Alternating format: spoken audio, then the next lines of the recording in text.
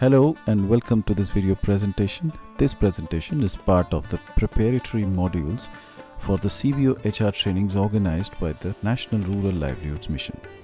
In this module, we will try and understand the concept of the three pillars in a federation. The Deen Dayal Antyodaya Yojana National Rural Livelihood Mission, or NRLM, is the country's flagship program on poverty alleviation. Under this program, rural communities are being organized into multiple layers of community-based organizations like the self-help groups, the village organizations, and the apex body, which is also known as the cluster level federation. Coming back to the three pillars, these pillars are the prerequisites for a robust community-based organization. This video deals with the roles of the three pillars and also their interrelationship. So let's dive right in. So we all know that any kind of house, whether this or this or this, needs pillars. Why? Because it makes the house strong, robust and long-lasting. Same is the case with our federation, or for that matter, any kind of member-based organization, or those organizations which are formed and run by the members for their own needs and benefits. The federation too has three pillars, which are instrumental in the effective running of the federation. The names of these pillars are membership, governance and operation.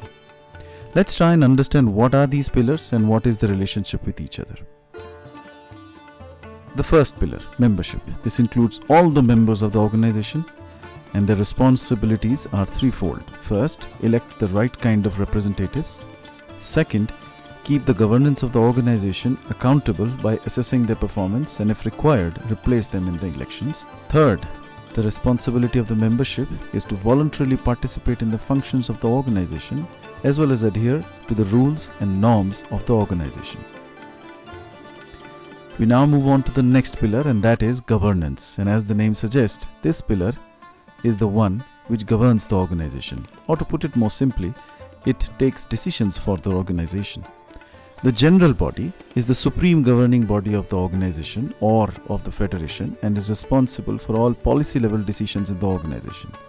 This is done in a meeting which is called the AGM, which mandatorily happens once a year. Apart from the general body, there is the executive committee formed by the representatives from each VLO or VO. This is the segment of governance which takes procedural decisions or decisions which facilitate the day-to-day functioning of the federation. For example, passing remunerations, approving reports and plans, etc. The office bearers and the subcommittees are a part of the executive committee itself.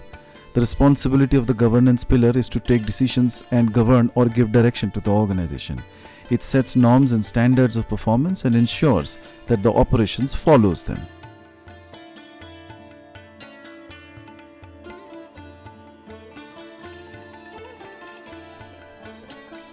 We come to the final pillar, that is operations.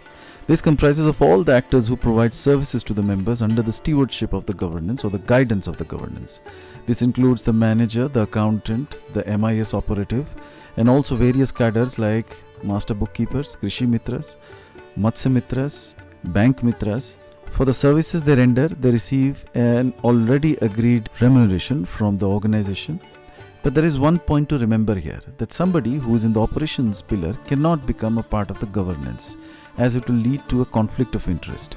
In case someone wants to be selected or elected as a representative to the EC, she will have to resign from her role of a cadre and then appear for the due process of elections.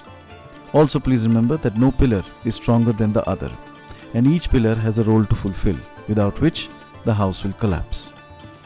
There are a lot of instances when these roles in the pillars are being performed many times by the same person. For example, it is the same member who is a member also, and many times she is also selected as the leader to represent her VO in the CLF. This is what is called as the hat conundrum. To resolve this hat conundrum, the member will have to understand that this situation is quite similar to the many roles or hats we wear in our own lives.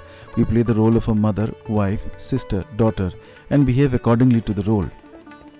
What is required is awareness about the role. Similarly, the member needs to be aware of the role she is playing and understand the responsibility attached to it and act accordingly.